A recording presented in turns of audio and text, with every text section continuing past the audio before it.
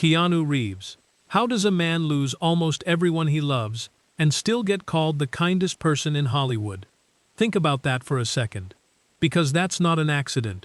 That's not just good PR. That's a man who got handed every excuse in the world to shut down and chose not to take it.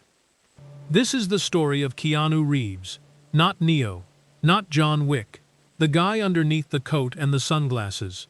And once you hear what he actually carried, the calm in his eyes is going to look a lot different. He was born on September 2nd, 1964, in Beirut, about as far from a Hollywood backlot as you can get. His mother, Patricia Taylor, worked in costume design, surrounded by fabric and transformation, long before her son ever stood in front of a camera. His father, Samuel Nowlin Reeves Jr., left the picture early, and that absence didn't need a big dramatic scene to leave a mark. Sometimes it's just an empty chair at dinner. Sometimes it's a kid who stops expecting the front door to open. After the split, young Keanu and his mom bounced around. Sydney, then New York, then finally landing in Toronto. New schools, new accents, new kids to figure out before they figured him out. If you've ever been the new student walking into a cafeteria full of strangers, you know that feeling never fully leaves you. Keanu struggled in classrooms. He wasn't the golden boy honor student, but he found one place where he felt steady: the hockey rink. He played goalie, arguably the loneliest job on a team. You're standing alone in front of the net while everyone else flies past you, and your whole job is to stay calm while danger comes straight at your face. Honestly, that's basically a metaphor for the next 4 decades of his life. Acting found him next, and it must have felt like relief.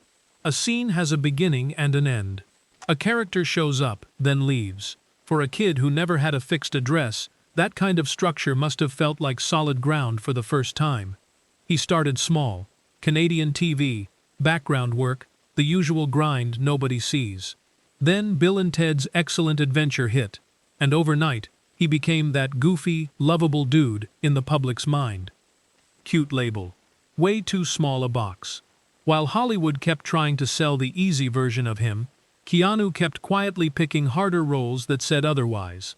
Like My Own Private Idaho, where he stood shoulder to shoulder with River Phoenix in a raw, aching story about lost young men looking for something to call home.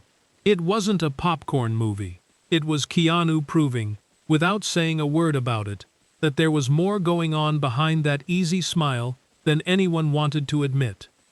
Then 1994 happened.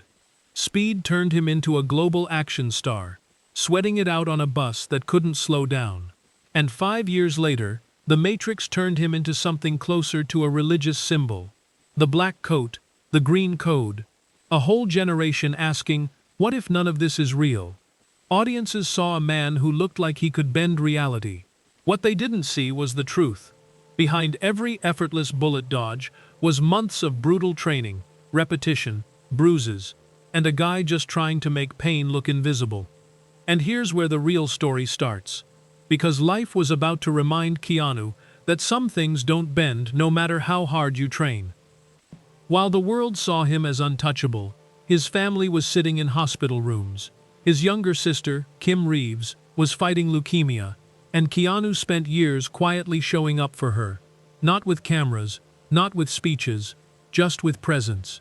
He helped fund cancer research and supported children's hospitals, and he did it the way he does almost everything, without wanting credit. Because in that room, none of his fame mattered. The only thing that counted was whether he showed up the next day too. Around that same era, the world also lost River Phoenix. They'd shared the screen in that quiet, dusty film about searching for home. 2 young actors who hadn't yet become icons, just guys figuring out their craft together.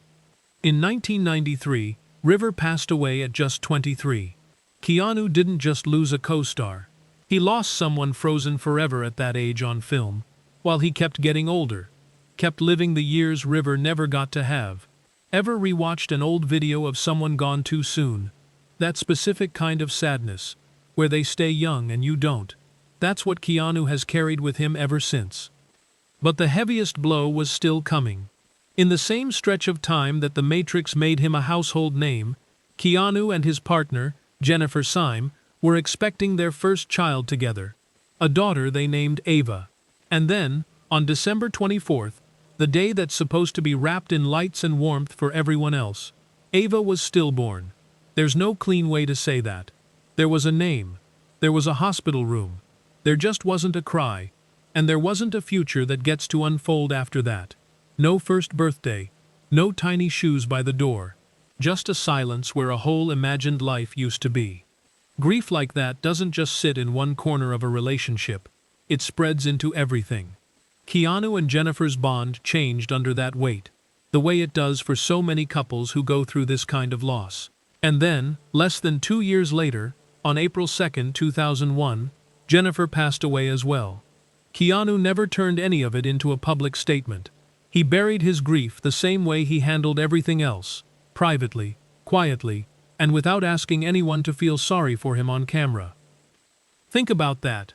The man was, at that exact moment, one of the most photographed faces on the planet, and he just kept walking back onto sets, kept doing interviews, kept being fine, in public, because the alternative, falling apart in front of millions of strangers, wasn't who he was. You probably remember the sad Keanu photo.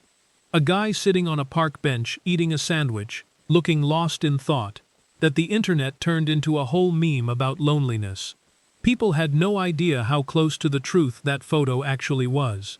And maybe that's exactly why so many of us latched onto it. Somewhere deep down, people sensed there was real weight behind that look. Years later, in 2019, Stephen Colbert asked him point-blank on live television what he thought happens to us after we die. No setup, no joke to hide behind. Keanu paused and simply said that the people who love us will miss us. 5 seconds. No performance. And somehow that landed harder than almost anything written about him before or since. He didn't disappear into all of that pain, though. He came back swinging, literally, with John Wick in 2014. And if you think about it, that role almost feels too on the nose. A man who loses everything and channels it all into relentless, disciplined motion. Keanu wasn't playing grief as a monologue. He was playing it as a man who gets back up, because lying down means vanishing.